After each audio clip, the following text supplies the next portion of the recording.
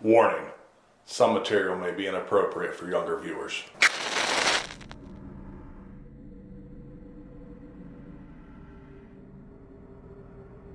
Welcome to the Storytellers, Here we discuss movies, books, and games. and all things stories. I'm Nate, And I'm Brian.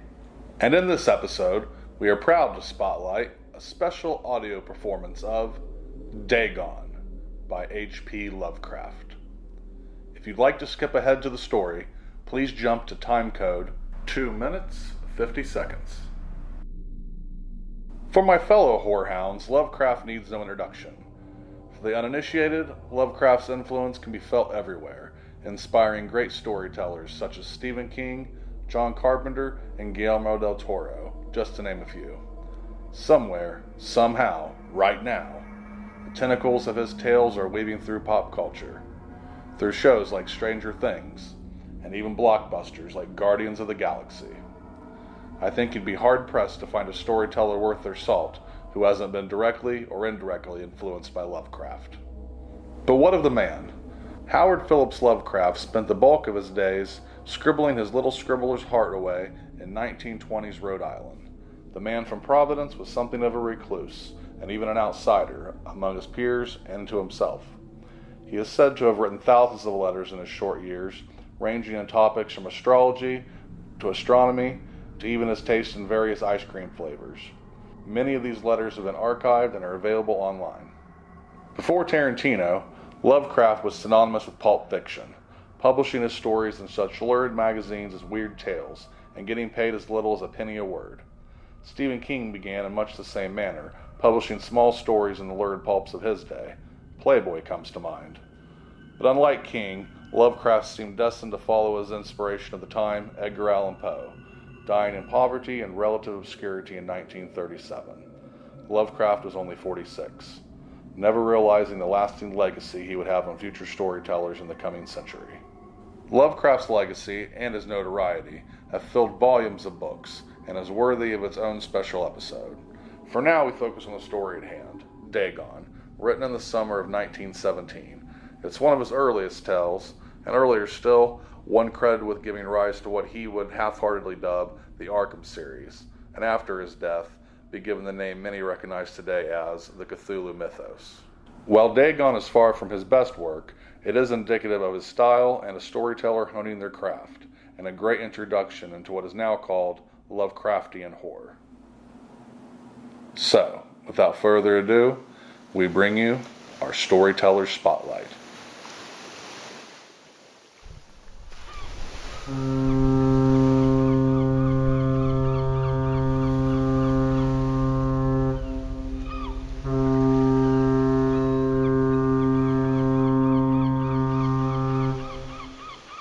Dagon.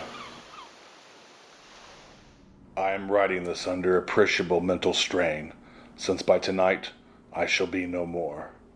Penniless, and at the end of my supply of drug, which alone makes life endurable, I can bear the torture no longer, and shall cast myself from this garret window into the squalid street below.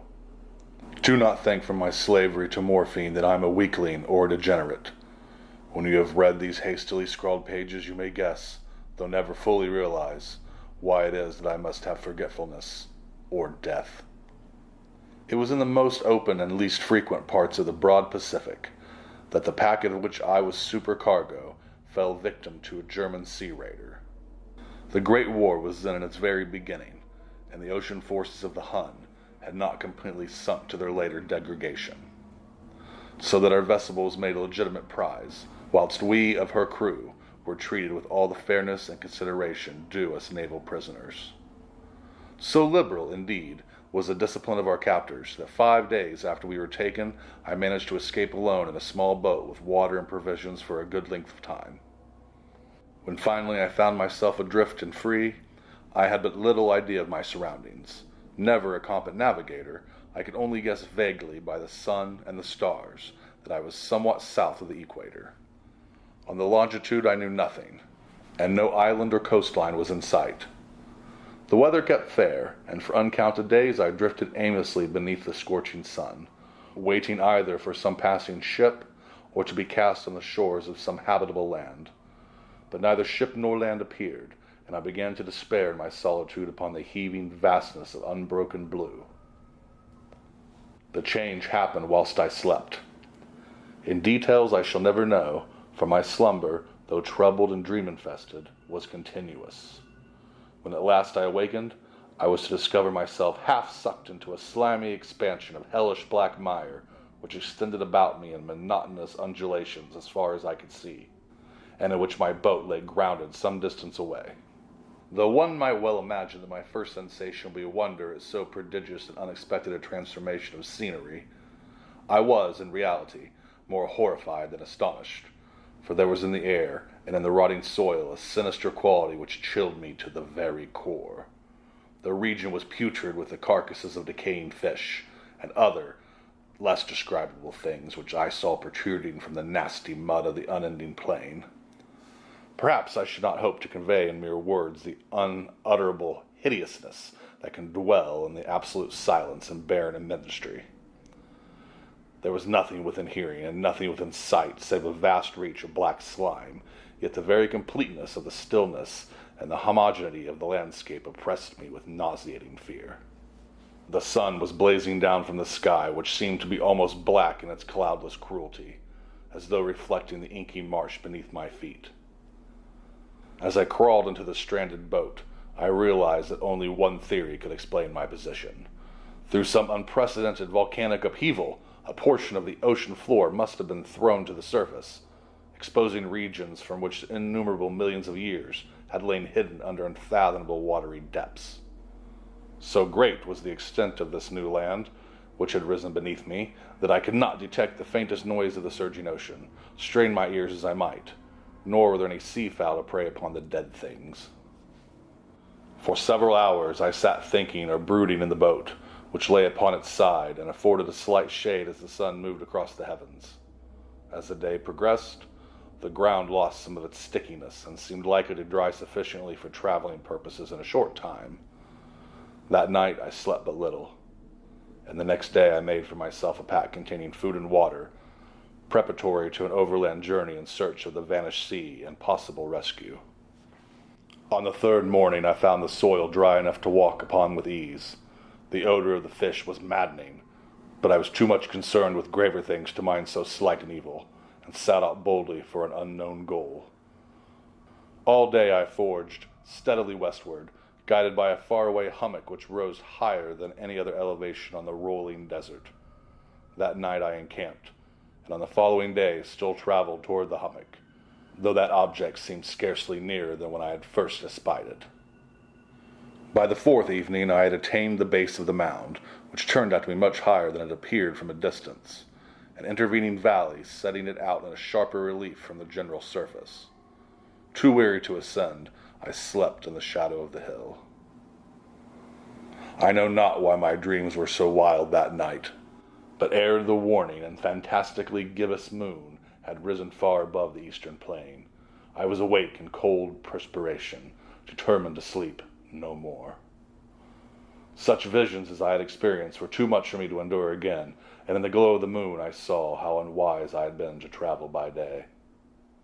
Without the glare of the parching sun, my journey would have cost me less energy. Indeed, I now felt quite able to perform the ascent, which had deterred me at sunset. Picking up my pack, I started for the crest of the eminence.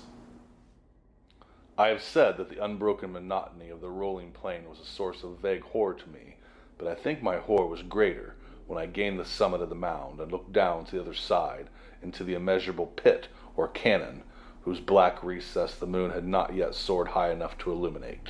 I felt myself on the edge of the world, peering over the rim into the fathomless chaos of eternal night.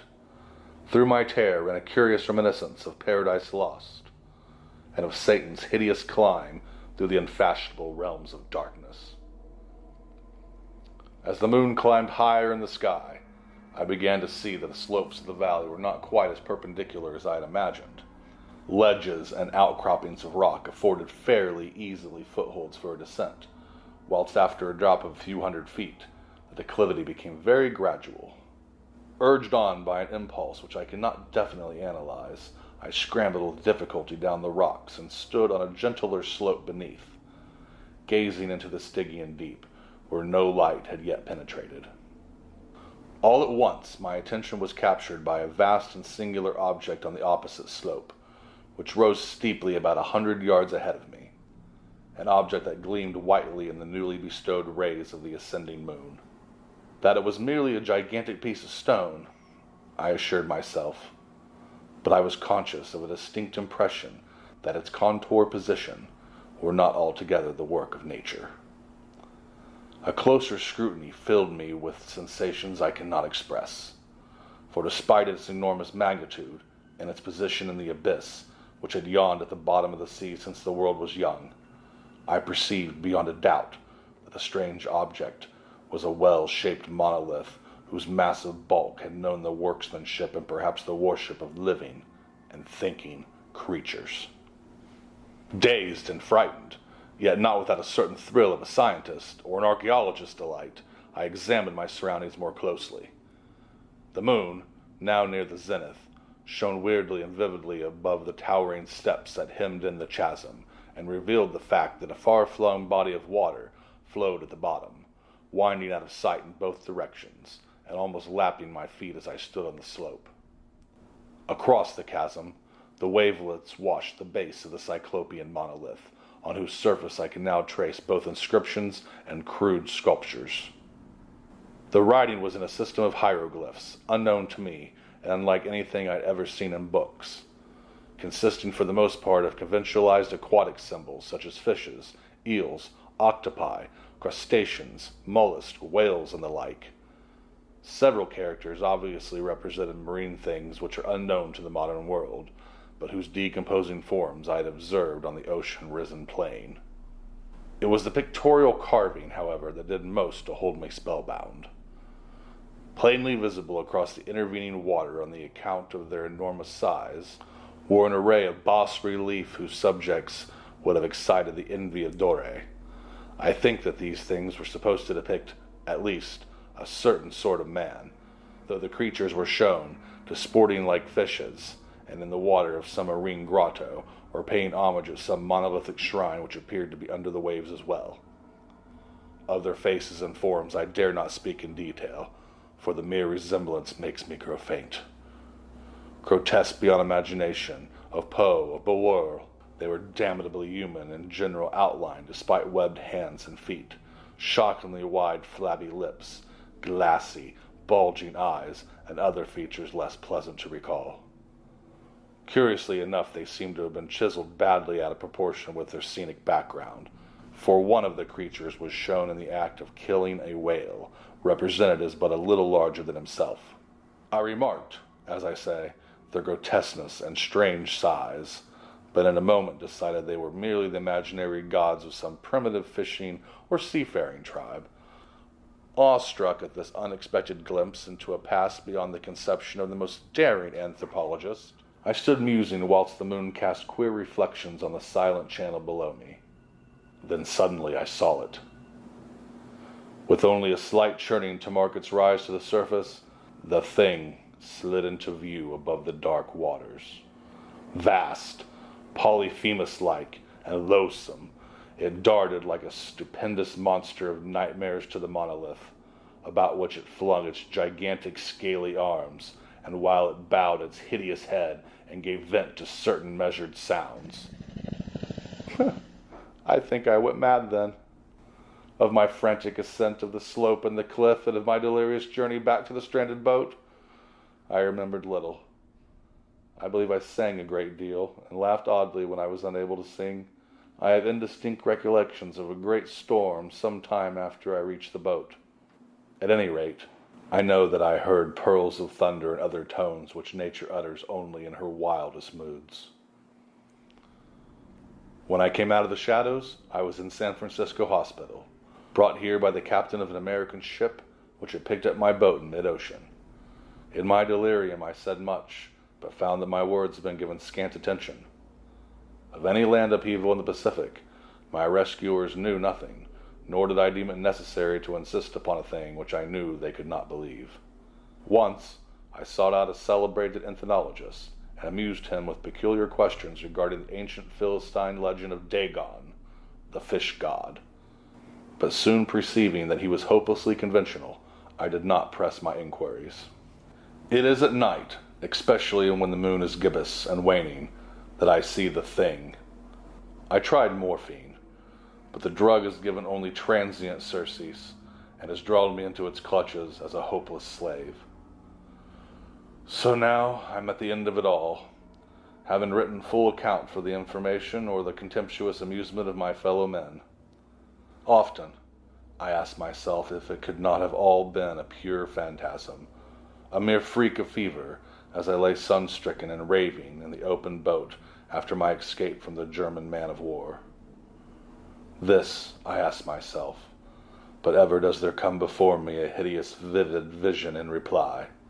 I cannot think of the deep sea without shuddering at the nameless things that may as this very moment be crawling and floundering on its slimy bed, worshipping their ancient stone idols and carving their own detestable likeness on submarine obelisk of water-soaked granite. I dream of a day when they may rise above the billows to drag down in their reeking talons the remnants of puny, war-exhausted mankind. Of a day when the land shall sink and the dark ocean floor shall ascend amidst the universal pandemonium. Oh yes, the end is near. I hear a noise at the door, as some immense, slippery body lumbering against it. It shall not find me. God, that hand! The window! The window!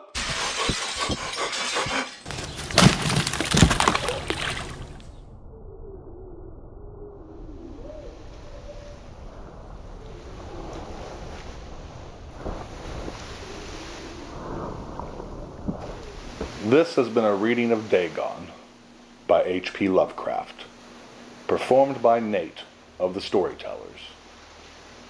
If you enjoy our content, please like, share, subscribe, and comment. Join us next time here on YouTube and soon to be on iTunes, right here on The Storytellers.